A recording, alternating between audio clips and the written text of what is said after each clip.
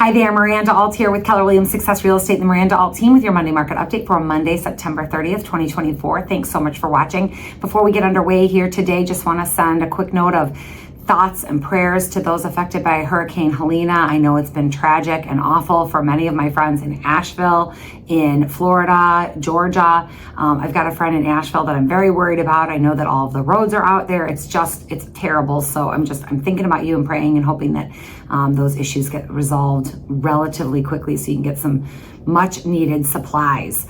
And now diving into our McHenry County numbers for the last 7 days. We had 141 new listings. We had 121 go under contract, 122 closed sales, 64 price changes, 1 expired, and 33 currently on the private network. Now, the closed sales are more indicative of what was happening 30 and 60 days ago. So we are seeing those tick up a little bit because of obviously still people closing on homes that went under contract in July and August. I have 2 closings today and both of them went under contract in July and they're just now closing. We also had 141 new listings and only 121 go under contract. So that's good that we have less going under contract than are newly listed, but we do expect that to change.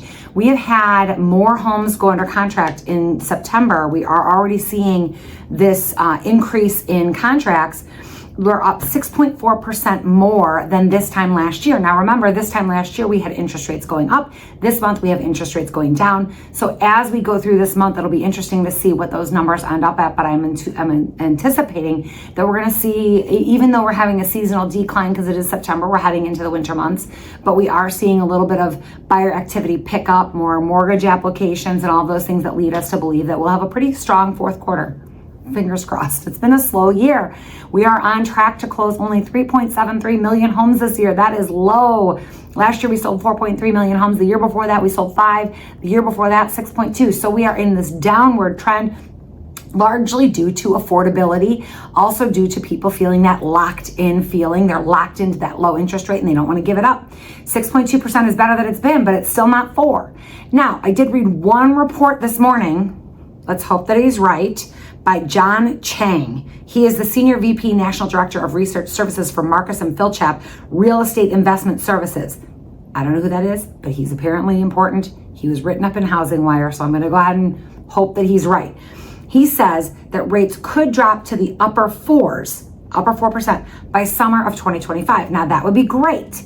But as we see these interest rates go down, we are likely to see prices continue to go up, because we don't have enough inventory. So even if everybody who's currently locked in under 5%, which is about 75% of the people who are homeowners, if they all decide that they're gonna give up their current interest rate and move, if they've been wanting to move, because we've talked about this before, people don't move because of interest rates, they refinance, but people aren't moving because they have lower interest rates. Maybe if they've had a life event and they want to move and they haven't because they're locked into this low rate, that might incentivize those people to move. So hopefully we will have some more selection for buyers, but that doesn't change the fact that we are not going to have enough homes to go around for everyone.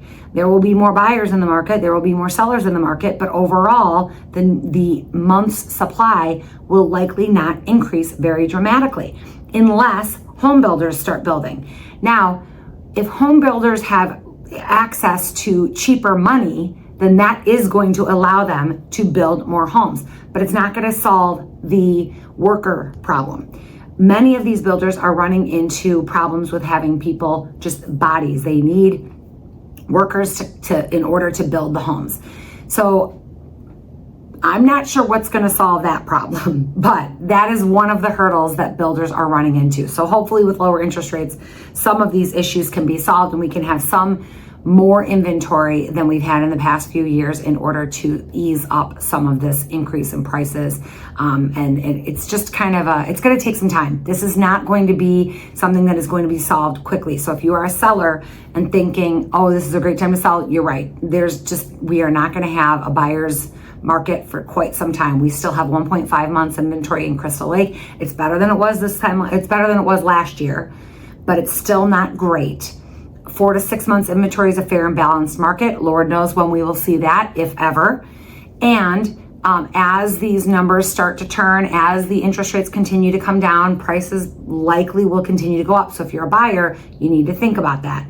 That yes, if you're waiting for interest rates to come down, that is a good thing, but you have to remember that as the interest rates come down, more and more buyers are going to come into the market and they will be driving the prices up. So we do anticipate the continuance of multiple offer situations, the continuance of overbid, over list price offers that will continue. The only place where we might not see this as much is the higher priced homes. Anything over $500,000 in McHenry County is still taking a little bit longer to sell. But if you think about it, far less people can afford a home over $500,000 in McHenry County. There are certainly a population that can, but there's a larger population that cannot. I listed 2 properties over the weekend listed under $400,000 in McHenry County, both sold in a heartbeat. I have 2 properties listed over $500,000 in McHenry County. Both are still on the market.